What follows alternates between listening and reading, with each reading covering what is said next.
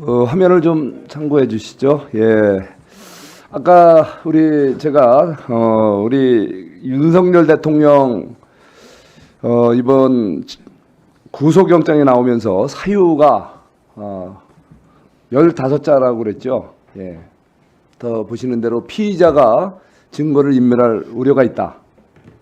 자, 이런 사유로 온 국민이 납득할 수 없는, 그래서 그동안에 광장을 그 차디찬 그 추운 날에도 밤낮을 그 아스팔트 위에서 대통령이 제대로 심판받고 제대로 처우받기를 간절하는 국민들께서 분노가 폭발을 임계점을 넘어섰습니다.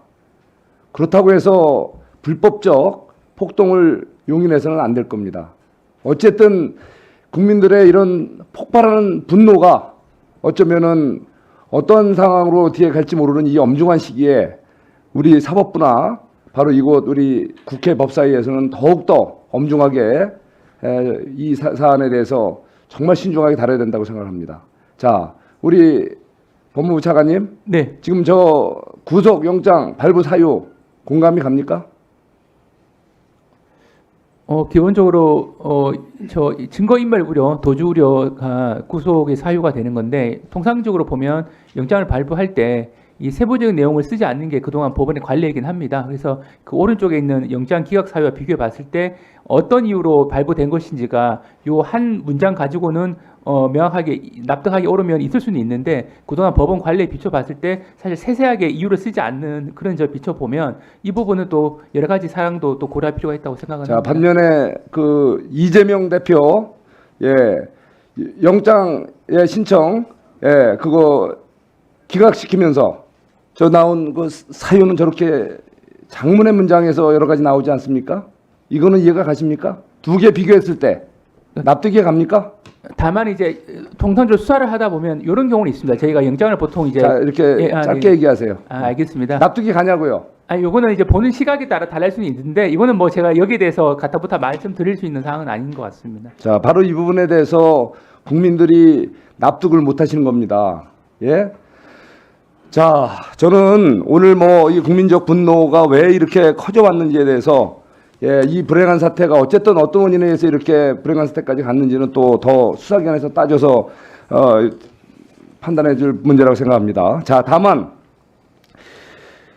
바로 우리 어떻게 하면은 우리 이 대한민국이 헌정 질서가 이 법사위에서 우리가 해야 될 일이 제대로 됐는지 다시 한번 좀 반추해 봐야 된다고 생각합니다.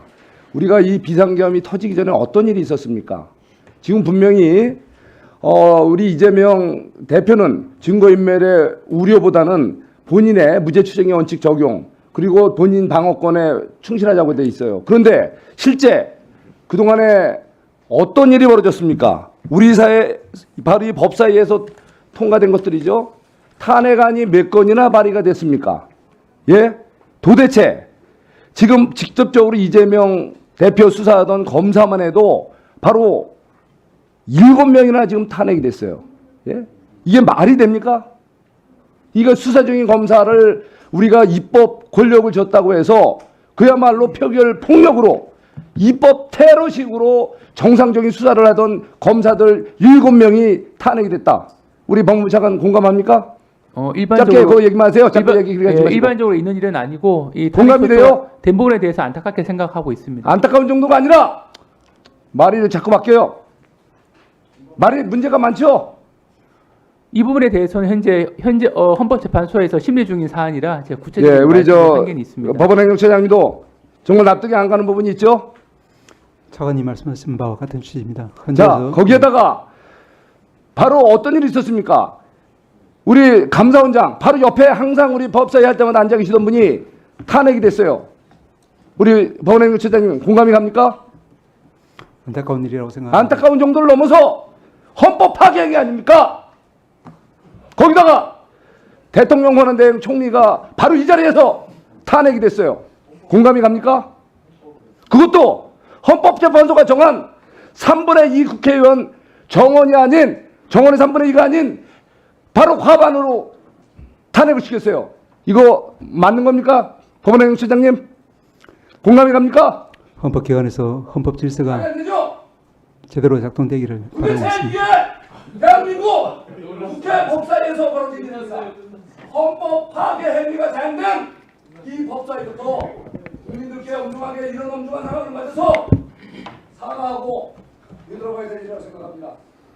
우리가 남을 탓하기 전에 헌법을 스스로 파괴하는 그 행위가 바로 이번 법사위에서 국회에서 신상한 국회에서 벌어졌다는 거 여러분들은 바로 자, 국회에서 지켜봤습니다. 정리해 주시죠. 정리해 주시죠. 헌법 위반한 대통령 권한 대행을 헌법을 위반해가면서 법률을 위반해가면서 탄핵을 정리해 주시오. 하는 장이 바로 이거 국회입니다. 정리해 주시죠. 남을 탓하기 전에 우리 스스로부터 반성했으면 좋겠습니다. 우리 정청래 위원장님도 같이 진정한 반성 같이 해주시기를 간곡히 부탁드립니다. 송석준 의원은 지금 발언 내용은 법원행정처장을 쳐다보고 할 사안은 아닌 것 같아요. 저를 쳐다보면서 주먹질을 해주시기 바랍니다. 자, 그리고 법사위 일원인 송석준 의원도 반성 많이 하세요. 자, 왜 반성해야 되는지 제가 말씀드리겠습니다.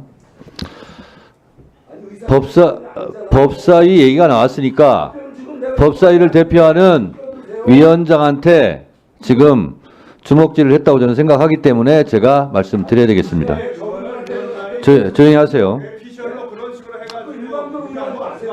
자, 박준태, 곽규택 의원 등등이 검사 탄핵 조사 청문회 때 이런 얘기를 했어요. 왜 여기서 조사를 하냐? 차라리 본회의에서 그냥 빨리 의결해 버리지.